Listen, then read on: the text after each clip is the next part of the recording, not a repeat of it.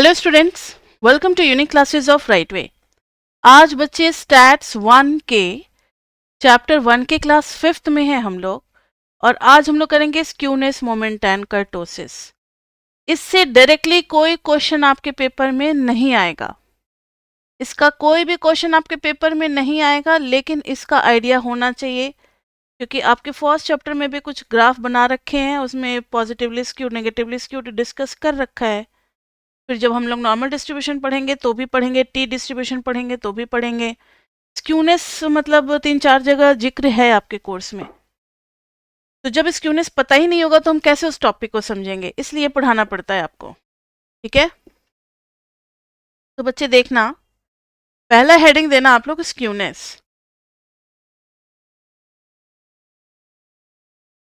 Skewness हम लोग क्यों पढ़ते हैं? मान लो हमने डेटा बनाया, ये डेटा बना,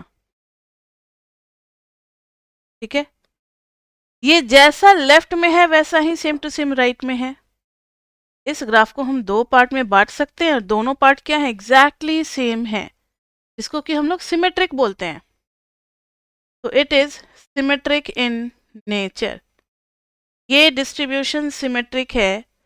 तो एक होता है S K, coefficient of skewness. Skewness measure करता है asymmetrical nature of data, ASY।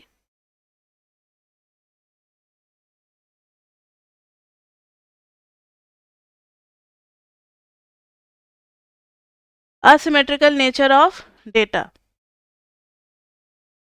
Skewness कहलाता है। यहां पर स्क्यूनेस का कोफिशिएंट आ गया 0, क्योंकि ये सिमेट्रिकल है। ये सिमेट्रिकल है तो स्क्यूनेस क्या हो गया, 0। कभी कभी ग्राफ आपको ऐसा मिल जाएगा, ये देखो, लॉन्ग टेल किस साइड, मैक्सिमम का ये वाला पार्ट है, इसके राइट में लेंदी वाला टेल मिल गया। इसको हम लोग नाम दे देते हैं पॉजिटिवली स्क्यूड। क्या बोलेंगे, पॉजिटिवली स्क्यूड। जब राइट साइड में लेंदी ग्राफ होगा तो पॉजिटिवली स्क्यूड, लेफ्ट साइड में लेंदी ग्राफ होगा तो नेगेटिवली स्क्यूड। वर्ड सब पहचानो। और ये ग्राफ हमारा सिमेट्रिकल नहीं है, और यहाँ पर एस के जो कोफिशिएंट है that will be greater than 0। S के जो कोफिशिएंट है ये क्या हो जाएगा, ग्रेटर देन 0। थोड़ा सा और जगह छोड़ना होगा। और मैंने आपको बताया था ग्राफिकल में, सिमेट्रिकल में जो मीन होता है वही मीडियन होता है और वही मोड भी होता है। All three are same. फिर मैंने एक ग्राफ में बताया था कि मैक्सिमम फ्रीक्वेंसी वाला इधर एफ होता है और इधर एक्स होता है। मैक्सिमम फ्रीक्वेंसी इज मोड, मोर और लेस यहाँ पर मीन है हमारा। इसके बीच के डिस्टेंस को आप डिवाइड करो दो पार्ट में, तो हमारे पास दो पॉइंट है, एक मोड के क्लोज और एक मीन के क्लोज। इस दोनों में से कोई एक मीडियन होता है। कौन सा पॉइंट मीडियन होगा? अगर मोड के पास वाला या मीन के पास, जो मीन के पास में है, सब भूल गए हो आप लोग लगता है, तो मीन के पास में है वही हो जाएगा हमारा पोजीशन ऑफ मीडियन। ठीक है, तो पॉजिटिवली स्क्यूड में एक चीज आपको याद रखना है कि मोड सबसे छोटी वैल्यू, फिर मीडियन, फिर मीन, ये कंडीशन होती है। नेगेटिवली स्क्यूड में graph will be like this way, maximum frequency वाला मोड, मोर और लेस मीन यहाँ है, तो ये हो गया मीडियन। तो यहाँ मीन सबसे छोटी वैल्यू, फिर मीडियन और फिर मोड, और इसको हम लोग क्या बोलते हैं, नेगेटिवली स्क्यूड। लेंदी पार्ट अगर लेफ्ट हैंड साइड पे है तो नेगेटिवली स्क्यूड, और यहाँ पर जो कोफिशिएंट होगा एस के वो हो जाएगा लेस देन 0। तो स्क्यूनेस का कोफिशिएंट क्या हो जाएगा, लेस देन 0। ये तीन बातें हैं, आपको याद रखना है। अब ऐसे हर बार तो आपको ग्राफ नहीं बना करके देगा ना जहां डिसाइड करना आसान होता है। कुछ मैथमेटिकल मेजर्स भी होते हैं जिससे हम कैलकुलेशन कर सकते हैं। फिर से वही बात, अगर दो ग्राफ है तो कौन सा ज़्यादा स्क्यूड है और कौन सा कम स्क्यूड है, ये कैसे पता लगेगा? ये तो ग्राफ से कंपेयर कंपैरिजन ग्राफ से बहुत मुश्किल होता है, बहुत ज़्यादा डिफरेंस होगा तभी हम ग्राफ से कंपेयर कर पाएंगे। अगर एक जैसे होंगे तो फिर नहीं पता लग पाता है, तो उसके लिए मैथमेटिकल वैल्यूज चाहिए होता है। यस शुभांगी, कुछ कहना चाह रहे हो? आपका नेम स्क्रीन पे आ रहा है, आप लिख रहे हो, आप उसको हटा दो जो भी लिख रहे हो स्क्रीन पे। नाउ सी, तो ये हमारी बातें होती हैं। तो मीन, मीडियन और मोड का आपको याद हो गया। अब इनको मेजर किस तरीके से करेंगे? नाउ सी, तो ये हो गया हमारा स्क्यूनेस का सिमेट्रिक, पॉजिटिवली स्क्यूड और नेगेटिवली स्क्यूड। अब इनको मेजर करने के लिए कुछ मैथमेटिकल मेजर्स होते हैं, उसके लिए आपको पढ़ना पड़ेगा मोमेंट्स। मोमेंट्स, और ये मोमेंट्स याद रहे आपको चैप्टर 6 में भी यूज होगा। जो स्टैट्स 2 टॉपिक आएगा ना, उसमें मोमेंट्स चैप्टर 6 में भी यूज होना है। यही सेम बुक कंटिन्यू होगा, 6, 7, 8, 9, 10, 12, ये सारे टॉपिक्स होंगे वहां पर। तो आपको ये नोटबुक बिल्कुल संभाल करके रखना है स्टैट्स 2 के लिए। स्टैट्स 1 काफ़ी ज़रूरी है, इसलिए आप लोग इसको ध्यान से पढ़ें। अब भी इस सेमेस्टर में कोई क्वेश्चन नहीं आना मोमेंट्स का, लेकिन नेक्स्ट सेमेस्टर में आएगा। और यहाँ पर पढ़ाना ज़रूरी है क्योंकि इसका जिक्र है 3-4 जगह पे। अब देखो जरा, मोमेंट्स। मोमेंट्स 3 टाइप के होते हैं। मोमेंट्स क्या होते हैं, क्यों निकालते हैं, ये सब हम लोग अभी थोड़ी देर बाद जानेंगे। पहले जान लो कि मोमेंट कुछ स्टैटिस्टिकल मेजर है, उसका कुछ फॉर्मूला है। 3 टाइप के मोमेंट होते हैं बच्चे। एक होता है सेंट्रल मोमेंट, एक होता है assumed mean moment,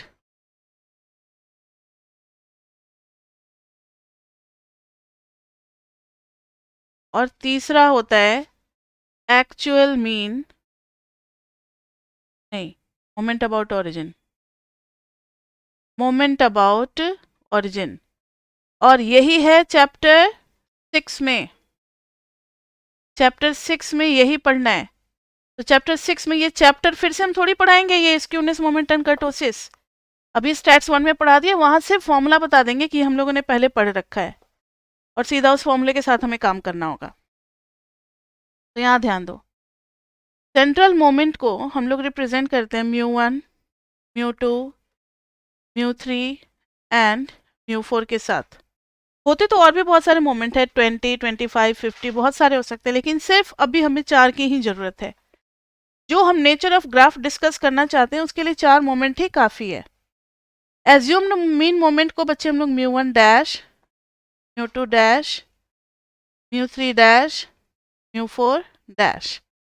moment about origin के लिए v1, v2, v3, v4। समझ में आ गया सिंबल? देखने में चाइनीज फॉर्मूले लग रहे हैं, लेकिन लर्न करना पड़ेगा।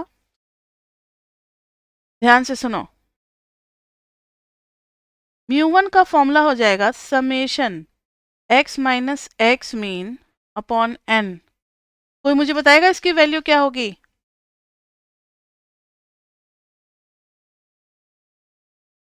देखो, सेकंड मोमेंट चाहिए तो summation of x minus x mean का होल स्क्वायर। पैटर्न पे ध्यान दो, पावर बढ़ता चला जा रहा है।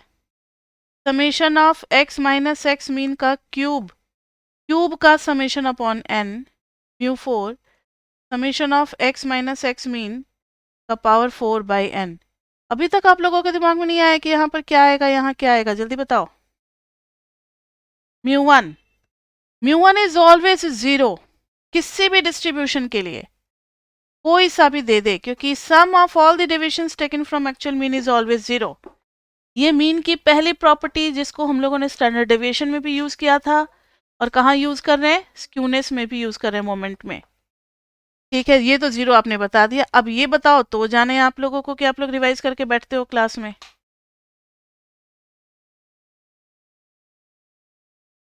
ये है वेरिएंस। ये क्या है? वेरिएंस। लास्ट क्लास में मैंने पढ़ाया था, जब रूट के अंदर में आ जाता है तो स्टैंडर्ड डेविएशन, और जब रूट हट जाता है तो वेरिएंस। μ3 और μ4 के लिए कोई स्पेशल नेम नहीं है। तो सेंट्रल मोमेंट में बच्चे आपको याद रख लेना है μ1 और μ2। μ1 is always 0 and μ2 is always variance. ये तो थे इंडिविजुअल के लिए फॉर्मूले। डिस्क्रीट के लिए क्या हो जाएगा? सीधा μr के फॉर्म में लिख देते हैं, summation of f into x minus x mean का power r by summation f. ये हो गया डिस्क्रीट के लिए। क्लियर?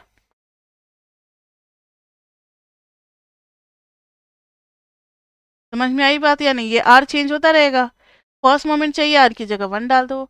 यस? कोई कुछ पूछ रहा है?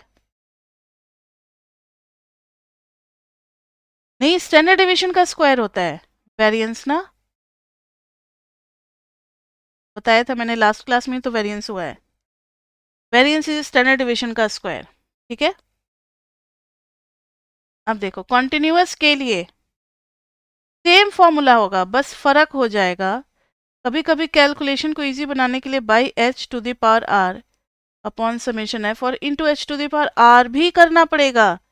अगर आपने अपने कैलकुलेशन को इजी बनाने के लिए अगर ऐसे डिवाइड किया है तो फिर उतना ही एच के पावर से मल्टीप्लाई भी करना होगा। फॉर्मूला कुछ कुछ समझ में आ रहा है? अभी क्वेश्चन करेंगे तो और ज़्यादा क्लियर होगा, लेकिन फॉर्मूला समझ में आना चाहिए कि पैटर्न कैसे बन रहा है फॉर्मूला। अब अगर ये समझ में आ गया तो एज्यूम्ड मीन मोमेंट का मतलब ही है कि हम इसमें एक्स बार की जगह क्या ले लेंगे? ए।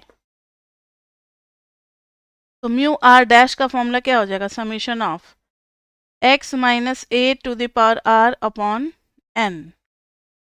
और डिस्क्रीट के लिए क्या हो जाएगा?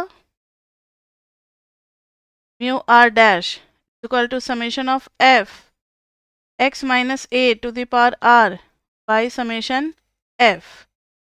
डिस्क्रीट के बाद कॉन्टिन्यूअस के लिए क्या हो जाएगा? Mu r dash equal to summation f x minus A by h to the power r by summation f to h to the power r, to h to the power r. Clear? अब v1 के लिए बस आपको set कर देना है x bar is equal to 0, मतलब 0 के अबाउट ले रहे हैं तो म्यू नहीं लिखते, v लिखते हैं। v1 is equal to summation of x minus 0 by n. ये क्या हो जाएगा? x बार ही तो हो जाएगा ना। v2 निकालेंगे तो summation of x minus 0 square by n, जो कि हो जाएगा summation x square by n. इस तरीके से वी आर जब निकालोगे तो summation x to the power r by n. Discrete के लिए क्या फॉर्मूला बन जाएगा? V r is equal to summation f से पहले मल्टीप्लाई करना पड़ेगा x to the power r by summation f. Continuous के लिए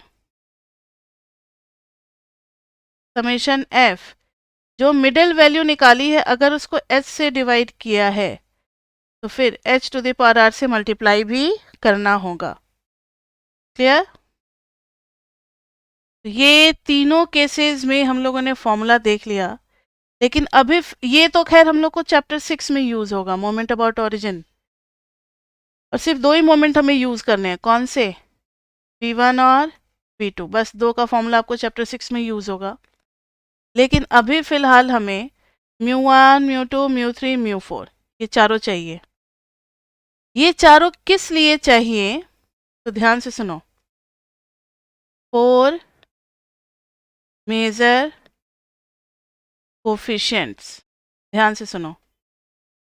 4 कोफिशिएंट के बारे में पढ़ना है। मोमेंट कोफिशिएंट, कौन से coefficient? Moment coefficients beta 1, beta 1 बच्चे हो जाता है μ3 स्क्वायर अपॉन μ2 का क्यूब। ठीक है? बीटा 2 μ4 अपॉन μ2 का स्क्वायर। ये मेजर करेगा स्क्यूनेस को। बीटा 1 गामा 1 ये दोनों स्क्यूनेस को मेजर करेगा। और गामा 1 का फॉर्मूला क्या हो जाता है?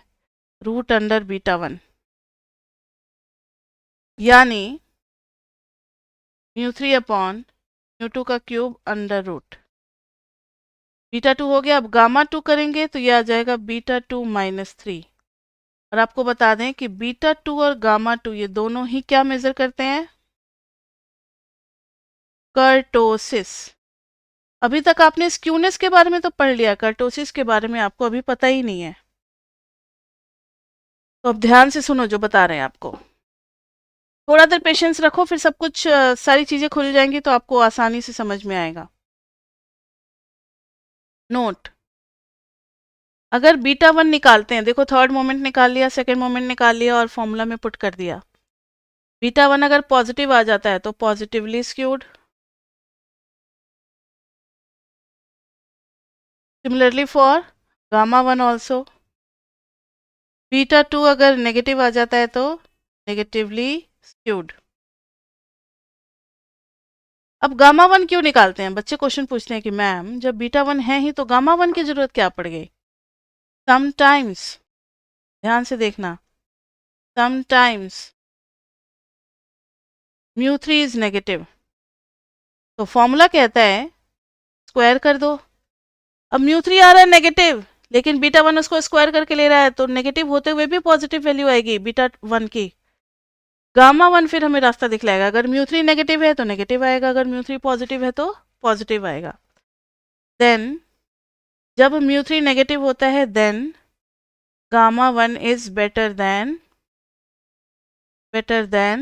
Beta one. समझ में आ गई बात?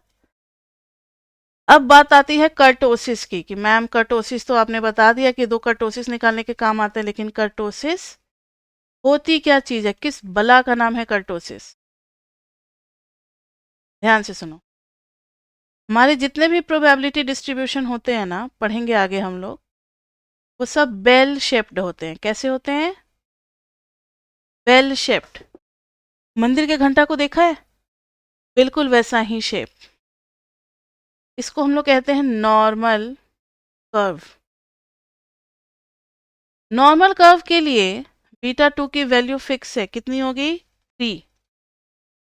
बीटा टू किसको मेजर करता है? कर्टोसिस को।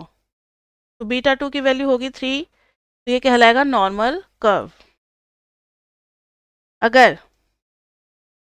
थोड़ा ज़्यादा फैल गया और पतला हो गया, इसको कहते हैं लेप्टोकर्टिक। इसका नाम होता है मेजोकर्टिक। लेप्टोकर्टिक में बच्चे beta two is greater than 3। और अगर फ्लैट और छोटा सा कर्व है तो इसको कहते हैं प्लैटी कर्टिक। प्लैटी कर्टिक में beta two is less than 3। अब लेप्टो और प्लेटी नाम कैसे पड़ा? तो प्लेटिपस ना एक एनिमल होता है, हमारे यहाँ नहीं पाया जाता, कछुआ मत समझ लेना आप, समुद्र के किनारे पाया जाता है दूसरे कंट्रीज। तो प्लेटिपस के शेप से मैच करता है ये ग्राफ, इसलिए इसको कहते हैं हम लोग प्लेटी कर्टिक। जिसकी हाइट कम हो और स्प्रेड ज़्यादा हो। कंगारू को देखा है? ऐसे दो कंगारू को आमने सामने खड़ा कर दो, लॉन्ग टेल, तो ऐसा ही लेप्टोकर्टिक दिखता है, और कंगारू को लेप्टो बोलते हैं इसलिए लेप्टोकर्टिक। मेजो नॉर्मल मिडिल को कहते हैं, जो ना लेप्टो जैसा है और ना प्लेटी जैसा है, तो मेजोकर्टिक बोलेंगे उसको। क्या बोलेंगे? मेजोकर्टिक। लर्न हो गई वैल्यू? तो कर्टोसिस क्या मेजर करता है? अब अभी भी क्लियर नहीं हुआ? मेजर्स पिकेडनेस। पिक कितनी है, ज्यादा पिक है, नॉर्मल पिक है, बहुत फ्लैट है, ये नेचर डिस्कस करेगा कौन? कर्टोसिस। कोफिशिएंट ऑफ कर्टोसिस इसी के बारे में बताएगा हमें। ठीक है? अब जैसे मान लो कुछ ग्राफ दे रहा है और आपको बताना है कि इनके लिए बीटा वन और गामा वन की वैल्यू। अच्छा, गामा टू नहीं बताया ना मैंने, gamma two beta two minus three, तो यहाँ पे गामा टू क्या हो जाएगा? बीटा टू माइनस थ्री होता है तो जीरो, ये थ्री से छोटी वैल्यू है तो नेगेटिव, ये थ्री से बड़ी वैल्यू है तो पॉजिटिव।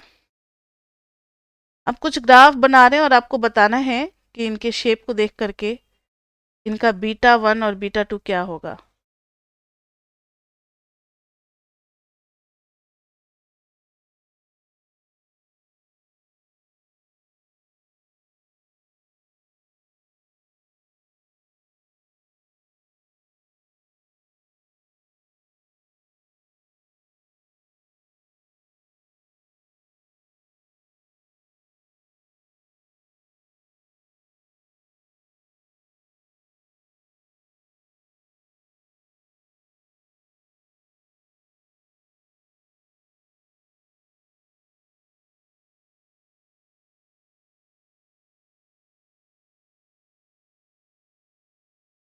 और भी बहुत सारे हो सकते हैं, इतने को समझ गए तो सबको समझ जाओगे। पहले वाले के लिए बताओ बीटा 1 क्या होना चाहिए?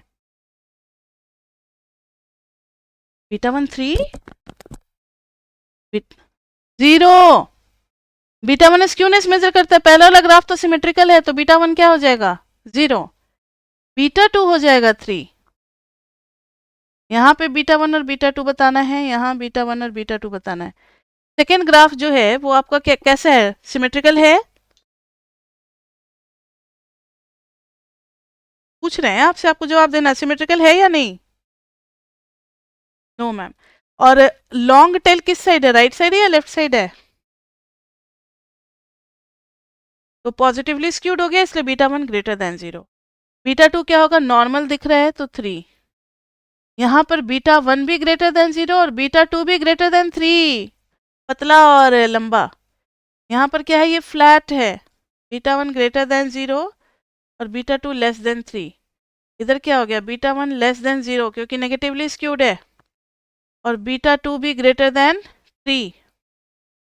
यहाँ पर बीटा 1 लेस देन 0 और बीटा 2 इज इक्वल टू 3। समझ में आ गई बात? ऐसे और भी बहुत सारे ग्राफ हो सकते हैं, बहुत सारे कॉम्बिनेशन बन सकते हैं, लेकिन अगर इतने में समझ गए तो बहुत बढ़िया। तो ग्राफ का हम लोग नेचर देखते हैं।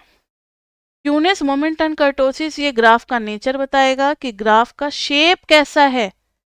शेप कैसा है, सिमेट्रिकल है या नहीं। सिमेट्रिकल है तो फिर ऊपर नीचे कैसा है, पतला लंबा है या नॉर्मल है या बहुत फ्लैट है।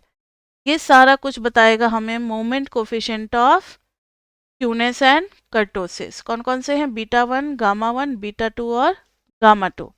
और इनको निकालने के लिए हमें जरूरत पड़ती है किसकी? सेंट्रल मोमेंट की। अभी तो देखो सिर्फ सेंट्रल मोमेंट से रिलेटेड फॉर्मूला है, कहीं भी आपने v1 v2 देखा नहीं, कहीं भी म्यू 1 डैश म्यू 2 डैश देखा नहीं। तो लास्टली हमें चाहिए तो भाई सेंट्रल ही चाहिए, हमें क्या? सेंट्रल ही। एक छोटा सा क्वेश्चन कर लेते हैं। अच्छा, एक नोट पहले लिख लो क्योंकि उस क्वेश्चन में जरूरत पड़ेगी। समटाइम्स, इसके बाद से हम लोग क्वेश्चन करेंगे इस नोट के बाद से। Sometimes actual mean is not a perfect value. Not a perfect value. Perfect value मतलब वो टर्मिनेट नहीं कर रहा है डेसिमल पे, हमें कुछ ना कुछ अप्रोक्सीमेट लेना पड़ रहा है। जैसे आ जाता है 6.66666, आप उसको राउंड ऑफ करोगे अगर 6.67 तो भी गलती कर रहे हो, 6.66 रखोगे तो भी गलती कर रहे हो, फिर गलती का स्क्वायर, गलती का क्यूब, गलती का 4 और भी पावर बढ़ता जाएगा, और गलती और गलती और गलतियां निकलती चली जाएंगी। तो जब आपका मीन परफेक्ट वैल्यू ना हो then we find moments about assumed mean। तो हमारे पास आ जाएगा mu 1 dash, mu 2 dash, mu 3 dash, mu 4 dash. लेकिन अब आप कहोगे कि मैम इसका क्या यूज करेंगे, हम लोग अचार डालेंगे mu 1 dash, mu 2 dash, mu 3 dash, mu 4 dash का? इससे तो निकलेगा ही नहीं बीटा 1 बीटा 2, तो हमारा प्रॉब्लम कैसे सॉल्व होगा? तो बच्चे अब भी आपको एक फॉर्मूला बता रहे हैं। म्यू 1 तो आपको निकालना ही नहीं है, 0 हो गया। म्यू 2 चाहिए, सॉरी, अगर सेंट्रल मोमेंट म्यू 2 चाहिए तो आर्बिट्ररी वाला म्यू 2 डैश में से म्यू 1 डैश का होल स्क्वायर माइनस करना पड़ेगा। हो गया ना आर्बिट्ररी का यूज? आर्बिट्ररी का यूज करके कौन सा निकालेंगे? सेंट्रल। म्यू 3 निकालेंगे तो mu 3 dash minus mu 3 dash minus, फॉर्मूले थोड़े लेंदी लेंदी हैं, एक दो बार लिखोगे तो याद हो जाएगा, mu 2 dash mu 1 dash plus 2 mu 1 dash का cube, mu 4 is equal to mu 4 dash minus 4 mu 3 dash mu 1 dash plus 6 mu 2 dash mu 1 dash का whole square minus 3 mu 1 dash का पावर 4। ये चार फॉर्मूले अगर आपको याद रहते हैं, घबराओ नहीं, मैंने क्या कहा, डायरेक्टली कोई क्वेश्चन नहीं आना है पेपर में।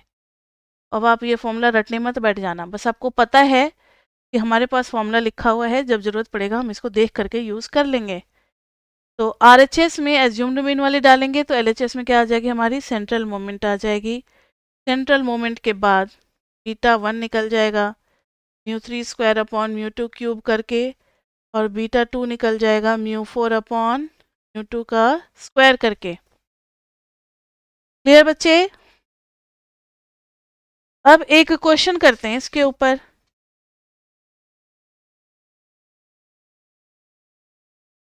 क्वेश्चन क्वेश्चन क्वेश्चन,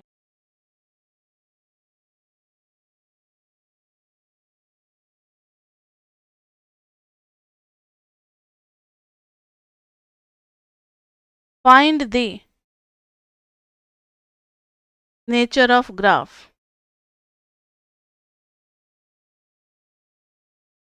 जब हमें क्लास इंटरवल दिया हुआ है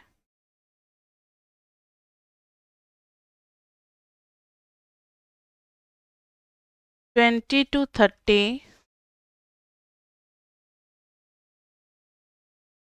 30 to 40, सब ठीक है, 90 तक जाना है, 40 to 50, 50 to 60, 60 to 70, 70 to 80, 80 to 90।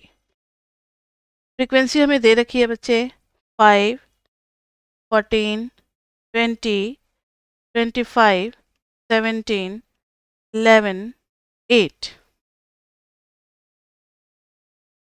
अब नेचर ऑफ ग्राफ में हमें ये बताना है कि ये स्क्यूड है या नहीं, और कर्टोसिस इसका क्या है। यही मतलब होता है नेचर ऑफ ग्राफ का। यानी हमें बीटा 1 और बीटा 2 दोनों निकालने हैं। क्लियर? बीटा 1 और बीटा 2 दोनों निकालने हैं। क्वेश्चन आ गई समझ में बात? अब देखो जरा,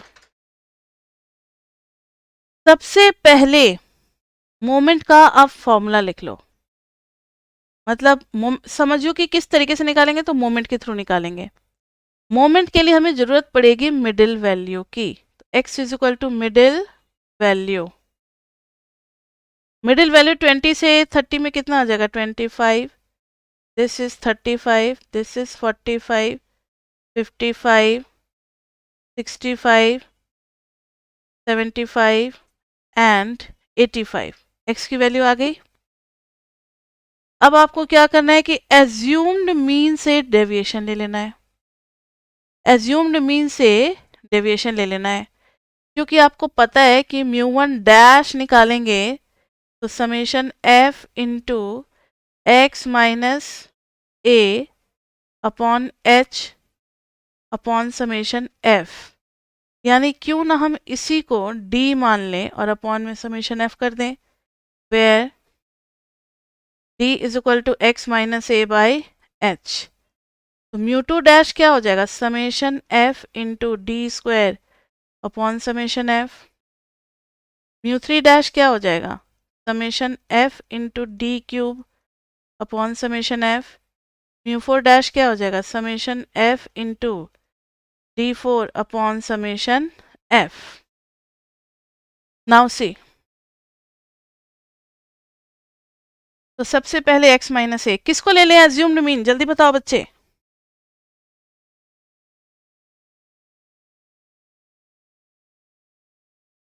किसको ले ले एज्यूम्ड मीन? एक मिनट, 55 को ले लेते हैं। ठीक है, मिडिल में है तो सही रहेगा।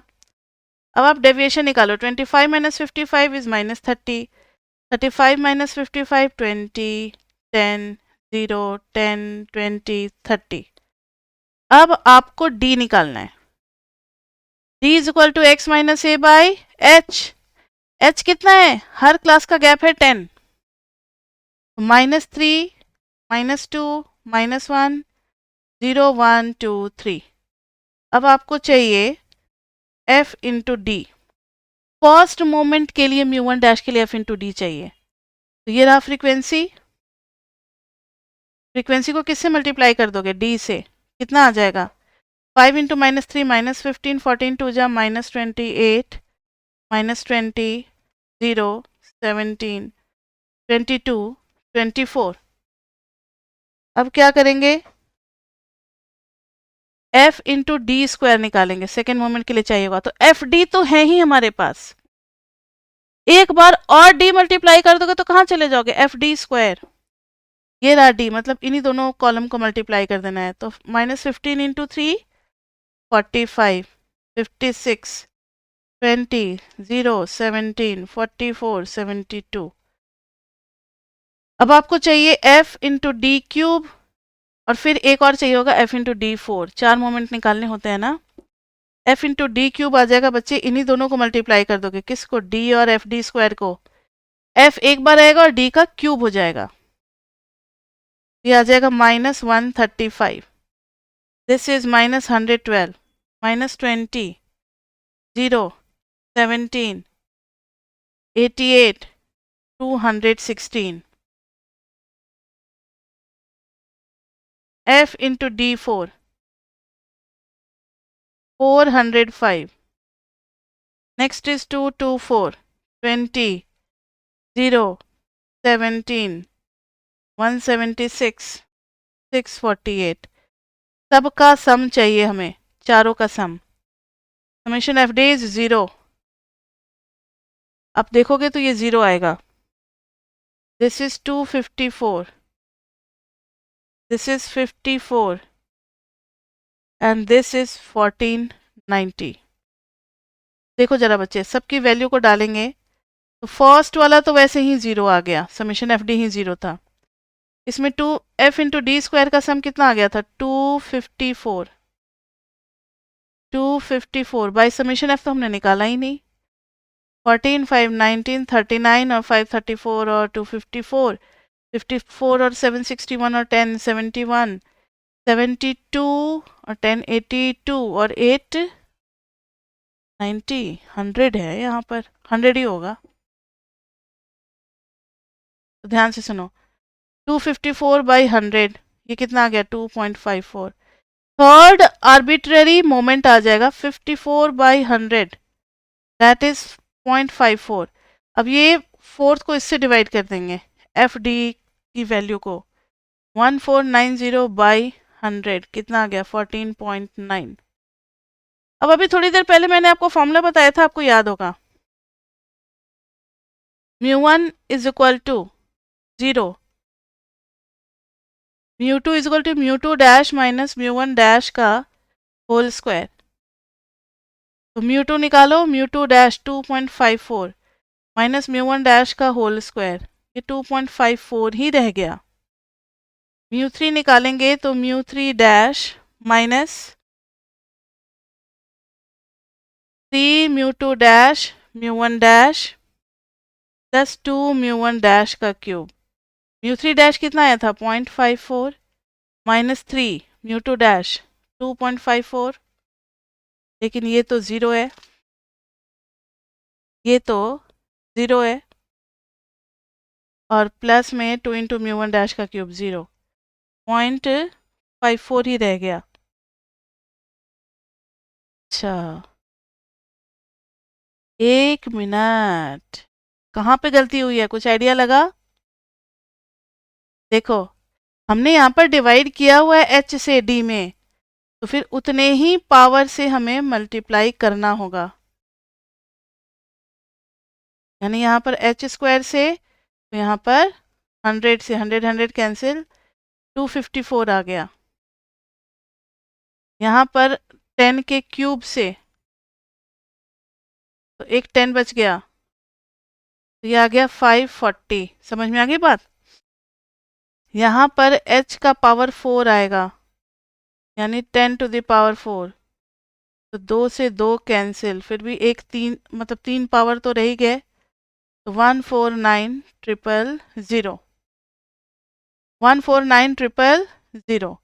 अब सबको इधर पुट कर देंगे, तो ये तो 254 था, 254। यहाँ पर क्या लिखेंगे हम लोग? μ3 dash, μ3 dash is 540 minus μ1 dash 0, ये 0, तो 0 ही हो गया, तो ये आ गया 540। μ4 इज इक्वल टू μ4 डैश, तो बच्चे μ4 का फॉर्मूला हो गया μ4 डैश माइनस, फॉर्मूला क्या बताया था मैंने? -4 μ3 डैश और फिर आ जाएगा mu one dash plus 6 mu two dash mu one dash का square minus 3 mu one dash का पावर 4। इसमें सारी वैल्यूज डालोगे आप अपनी। म्यू फोर डैश कितना है 149000 minus 4 mu three dash is 540 mu one dash is 0, ये भी 0, ये भी 0, क्योंकि सब में म्यू वन डैश है तो सब 0 हो गया। चलो कुछ तो राहत मिली हमें। तो mu one mu two mu three mu four ये सब वही सेम टू सेम रहा। अब आप जब बीटा वन निकालोगे तो mu three square upon mu two का क्यूब, और म्यू थ्री पॉजिटिव है ना, इसलिए बीटा वन भी निकाल सकते हैं। नहीं अगर नेगेटिव होता तो क्या निकालते, गामा वन। तो म्यू थ्री की वैल्यू कितनी आई है 540, उसका स्क्वायर कर देंगे। नीचे में आ जाएगा म्यू टू का क्यूब 254 का क्यूब। सॉल्व करके बीटा वन की वैल्यू आ जाएगी, निकालते हैं कितनी आ रही है, beta two mu four upon mu two का square. Mu four is 149000 by mu two का स्क्वायर 254 का स्क्वायर। बीटा टू तो हमारा आ रहा है 2.962 जो कि लेस देन 3 है, तो नेचर कैसा होगा, फ्लैटिकर्टिक। अब बीटा वन कुछ भी है, जो भी वैल्यू आएगी, हमें वैल्यू कंपेयर करने से मतलब थोड़ी है ग्रेटर देन 0 है, तो ये पॉजिटिवली स्क्यूड, पॉजिटिवली स्क्यूड, तो ये आ जाएगा हमारा पॉजिटिवली स्क्यूड और platykurtic, it will be like this way. ठीक है, ये नेचर होगा। तो ये हम लोगों ने मोमेंट के थ्रू तो पढ़ लिया, मतलब मोमेंट क्या होते हैं ये भी निकालना आ गया। इंडिविजुअल डिस्क्रीट के भी क्वेश्चन इसी टाइप से होंगे, बस उसमें एच नहीं लगेगा। इंडिविजुअल में क्या करोगे, इंडिविजुअल में एक्स होगा, आप उसी को क्या करोगे, एक्स माइनस ए निकाल लोगे, एक्स माइनस ए का स्क्वायर निकाल लोगे, एक्स माइनस ए का क्यूब निकाल लोगे, एक्स माइनस ए का पावर 4 निकाल लोगे। इसको डिवाइड कर दोगे एन से, तो ये दे देगा म्यू वन डैश, ये दे देगा म्यू टू डैश, एन से डिवाइड करने के बाद mu three dash, mu four dash, फिर आगे का काम सब कुछ सेम है। डिस्क्रीट में वही चीज़ क्या हो जाएगी, एक्स और एफ होगी, तो आप x माइनस ए तो निकालोगे जो कि d होगा, लेकिन फिर f इंटू डी चाहिए, फिर f इंटू डी स्क्वायर चाहिए, f इंटू डी क्यूब चाहिए, और f इंटू डी 4 चाहिए। फिर सबके सम को समेशन f से डिवाइड कर दोगे तो mu one dash mu two dash mu three dash mu four dash निकल जाएंगे। इस तरीके से आपको सॉल्व करना होगा। अब ध्यान से सुनना मेरी बात। लास्ट क्लास में मैंने हिस्टोग्राम आपको बताया था हिस्टोग्राम मोड के लिए जो कंटिन्यूस क्लास के लिए निकालते हैं। वैसे हिस्टोग्राम अभी हम आपको डिटेल में और भी पढ़ाएंगे, जब stem and leaf display, box plot और हिस्टोग्राम, ये 3 टॉपिक आपको डिवोर से मुझे डिटेल में पढ़ाना है। नेक्स्ट क्लास में वही चलेगा, कल वाली क्लास में। हिस्टोग्राम बनाया था, ध्यान से सुनो। तो वो मॉडल कितने मोड हैं उसके लिए बनाया था, बाई मॉडल है या जो भी है। अब देखो, हिस्टोग्राम में हम सब के मिड पॉइंट को ज्वाइन करेंगे। शेप कैसा मिल रहा है, अब बता सकते हो किस टाइप का ग्राफ है ये,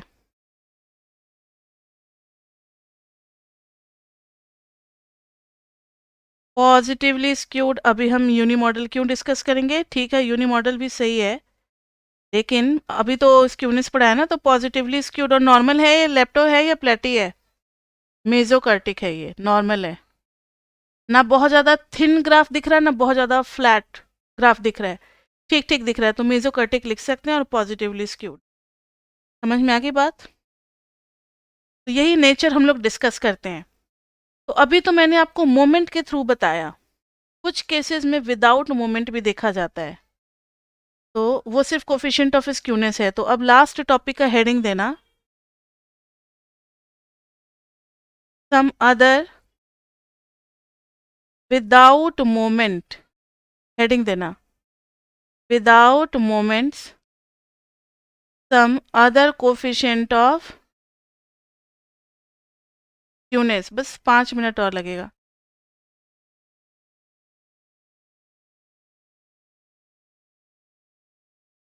ध्यान से सुने। पहला है कार्ल पियर्सन्स कोफिशिएंट ऑफ क्यूनेस। 3 हमें पढ़ने हैं, कार्ल पियर्सन्स, पाउलीज और केलीज, 3 पढ़ने हैं। नाम बच्चे ऐसे ही मिलेंगे, अगर हमारे इंडियन किए रहते तो राम, मोहन, श्याम, कितना सुंदर लगता, आसानी से याद भी हो जाता, लेकिन नहीं। चलो, Karl Pearson's coefficient of skewness. इन्होंने कहा था एसके के बारे में कि mean minus mode upon standard deviation. Mean minus mode upon standard deviation, यानी आपको अगर कोई डिस्ट्रीब्यूशन दिया होगा तो आप उसका मीन निकाल सकते हो, मोड निकाल सकते हो, स्टैंडर्ड डेविएशन निकाल सकते हो। बात वही रह गई, अगर ग्रेटर देन 0 तो पॉजिटिवली स्क्यूड, अगर लेस देन 0 तो नेगेटिवली स्क्यूड, और अगर इज इक्वल टू 0 आ गया तो नो स्क्यूनेस। ठीक है, तो mean minus mode upon standard deviation, इस तरीके से भी कभी कभी निकालना पड़ सकता है हमें। और ये भी फॉर्मूला आपको यूज करना पड़ सकता है, mode is equal to 3 median minus 2 mean. आपको चाहिए होगा मीन और मोड, लेकिन दे देंगे क्वेश्चन में मीन और मीडियन, तो आप वहां से मोड निकाल लोगे और फिर यहाँ पुट कर दोगे, आ जाएगा कोफिशिएंट ऑफ स्क्यूनेस। समझ में आ रही है बात? दूसरा है पाउलीज। अब देखो, मीन मीडियन मोड को किसने यूज कर लिया? कार्ल पियर्सन ने। पाउलीज के लिए बचा क्वार्टाइल्स। क्वार्टाइल्स एस के बी। इन्होंने लॉजिक दिया, ध्यान से सुनो। जैसे कोई पॉजिटिवली स्क्यूड अगर होता है, मोर और लेस यहाँ पर मीडियन होता है, Q1 तो इसके लिए बहुत क्लोज हो जाएगा, लेकिन Q3 दूर होगा, तो ये डिस्टेंस क्या हो जाएगा? Q3 माइनस मीडियन, ये क्या हो जाएगा? Median minus Q1। इसमें किसी को कोई प्रॉब्लम? जब भी हम एक्स एक्सिस पे डिस्टेंस निकालते हैं तो हमेशा राइट में से किसको माइनस करते हैं? लेफ्ट को। स्केल पे अगर ये 5 है और ये 2 है तो बीच का 3 यूनिट नहीं लिखते 5 माइनस 2 करके? तो वैसे ही लेफ्ट वाला डिस्टेंस, 2 डिस्टेंस है यहाँ पर, एक लेफ्ट वाला और एक राइट वाला। राइट वाले के लिए Q3 माइनस मीडियन करेंगे जो कि बड़ा होगा, क्योंकि पॉजिटिवली स्क्यूड है तो दूर चला गया ना Q3 मीडियन से, और median minus Q1 is smaller distance. तो एस के बी ने कहा कि Q3 माइनस मीडियन, राइट वाले डिस्टेंस में से लेफ्ट वाला डिस्टेंस माइनस करेंगे और नीचे में दोनों का सम कर देंगे। कितना इजी हो गया फॉर्मूला अगर लॉजिकली सोचो तो। और पॉजिटिवली स्क्यूड है तो ये अपने आप पॉजिटिव आ जाएगा, क्योंकि राइट वाला लेफ्ट वाले से क्या हो जाएगा? बड़ा हो जाएगा। अगर नेगेटिवली स्क्यूड हुआ तो राइट वाला छोटा हो जाएगा, इस बार मीडियन Q3 और Q1 काफ़ी दूर होगा। ठीक है, तो नेगेटिवली स्क्यूड में एस के भी नेगेटिव आ जाएगा, और अगर नहीं होगा तो दोनों डिस्टेंस सेम होंगे तो अपने आप माइनस होकर के क्या आ जाएगा? 0। पाउलीज भी समझ में आ गया। And the last one third is केलीज।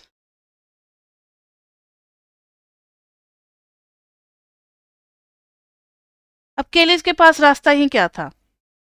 Mean median mode जो था वो कार्ल पियर्सन ने ले लिया, क्वार्टाइल्स को बाउलीज ने ले लिया, अब बचा डिसाइल्स और परसेंटाइल्स। इन्होंने कहा कि मीडियन बिल्कुल बीच में होता है। अगर आप D2 ले रहे हो तो आप पीछे कितना पोजीशन आ रहे हो? 3, आगे भी जाओगे 3। समझ में आ रही है बात या नहीं? पेयर कैसे लेना है? अगर आपने मीडियन ले लिया और D4 ले लिया तो इधर बताओ कौन सा लेंगे, जल्दी बताओ।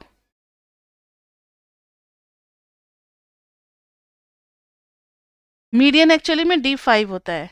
अब समझो, अब जरा बताओ, तो पेयर कौन कौन सा लेंगे? D2 D8 का यहाँ पेयर लिया, यहाँ पे कौन कौन सा पेयर आ जाएगा? D4 के साथ कौन सा पेयर आएगा सिमेट्रिक में? D6 आएगी ना वैल्यू। बोल क्यों नहीं रहे आप लोग? D6 आएगी। इन्होंने कहा राइट में से लेफ्ट को माइनस करना है, फॉर्मूला तो वही था एसके के। तो D8 माइनस मीडियन, माइनस कर देंगे मीडियन माइनस D2, और नीचे में दोनों का सम कर देंगे। अब ये कौन सा पेयर लेते हो ये आपके ऊपर डिपेंड करता है।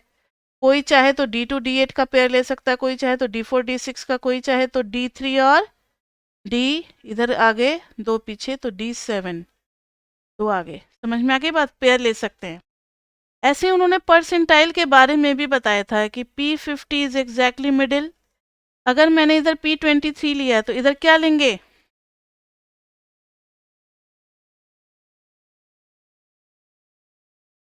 देखो ना इस दोनों में गैप कितना है, 27 का गैप है। इधर भी 27 का गैप करोगे तो P77 पे चले जाओगे, तो ये आ जाएगा। ऐसे आप कोई भी पेयर ले सकते हो, यहाँ कोई बाउंडेशन नहीं है कि यही मैम ने P77 ही बताया था तो उसी के लिए होगा।